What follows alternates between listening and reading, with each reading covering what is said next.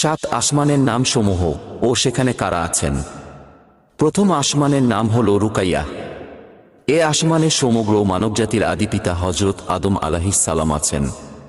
দ্বিতীয় আসমানের নাম হল ফায়দুম বা মাউন। এ আসমানে হজরত ইয়াহিয়া আলাইহিস সালাম ও খ্রিস্টান সম্প্রদায়ের প্রবর্তক হজরত ঈসা আলাইহিস সালাম আছেন।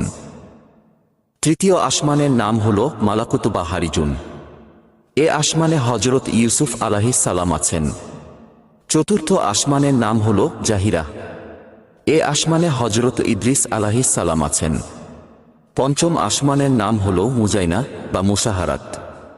এ আসমানে হজরত হারুন আলাইহিস সালাম আছেন। ষষ্ঠ আসমানের নাম হল খালিসা।